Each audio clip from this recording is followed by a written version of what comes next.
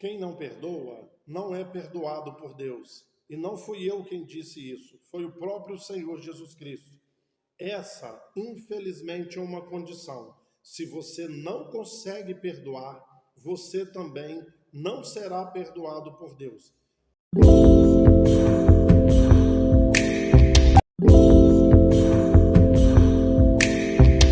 E o problema é que só no Novo Testamento nós temos 13 listas de pecados. 13 listas. Eu sempre denuncio isso aqui. Infelizmente, o povo cristão, o povo evangélico, eles pensam que só tem duas categorias de pecado: pecado moral e pecado sexual. Se não estiver cometendo pecado de categoria moral e sexual, o crente acha que não peca.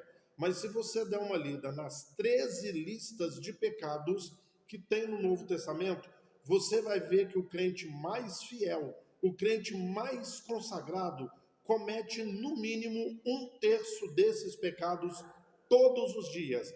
Então você pega as 13 listas de pecados, você cometemos pelo menos 1/3 deles. Estamos na prática de pecado de pelo menos 1/3 deles.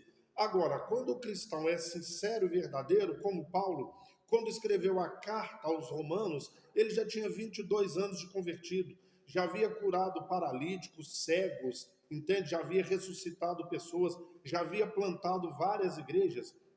Mas em Romanos 7, de 14 a 25, nesses 11 versículos, ele falou 10 vezes: sou escravo do pecado, o pecado que habita em mim, o pecado que habita nos meus membros. Eu não consigo fazer o bem, o mal que eu não posso fazer, eu faço toda hora. Paulo, diferentemente dos cristãos evangélicos, ele se reconhecia como pecador. Algumas vezes ele dizia assim: eu, o principal dos pecadores. Outras vezes ele dizia: eu, o maior dos pecadores.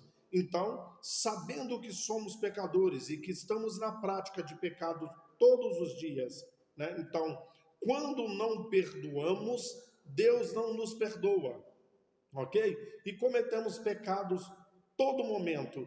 O que fazer? Primeiro, querido, eu quero dizer para você uma coisa: quando se diz que Deus não perdoa, não tem a ver com você ir para o inferno, não tem nada a ver com isso. É você você vai ter que lidar com as consequências da sua falta de perdão. Para você entender isso, Jesus falou ali na oração do Pai Nosso, em Mateus capítulo 6, Pai Nosso que estais nos céus e tal, né? Quando ele termina, ele vai dizer assim: porque teu é o reino, o poder e a glória para todos sempre, amém. Olha a condição que ele coloca na sua mão e na minha mão. Porque se vós perdoardes aos homens as suas ofensas, o vosso Pai Celeste também perdoará as suas. Porém, se não perdoardes aos homens as suas ofensas, também o vosso Pai Celeste não perdoará as suas. Entende isso aí? Então, quando eu perdoo, eu recebo perdão. E quando eu não perdoo, eu não recebo perdão. E como eu estava falando para você, né, que não tem a ver com te mandar para o inferno, não é isso aí, senão iríamos todos. Então Jesus continua o capítulo 6, e quando entra no capítulo 7, ele dá algumas diretrizes ali. Dai, e dar-se-vos-á, boa medida, sacudida, recalcada, transbordante, generosamente vos darão. Ok? Então, com a medida com que medirdes, vos medirão também. Tá? E o mesmo texto lá em Lucas capítulo 6 vai mostrar isso. Quando você julga, quando você condena as pessoas, entende?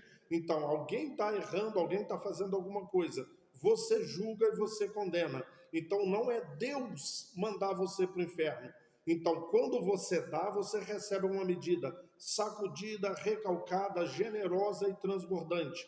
Entende isso aí? Sempre que você cometer erros, sempre que você cometer pecados, você vai receber condenação, julgamento, preconceito, numa medida sacudida, generosa, transbordante, a mesma coisa que você faz com as pessoas. Entendeu isso aí? Quando você não perdoa, o Pai não te perdoa, ok? Da mesma forma que você condena, que você julga, que você não tem misericórdia, não terão misericórdia de você.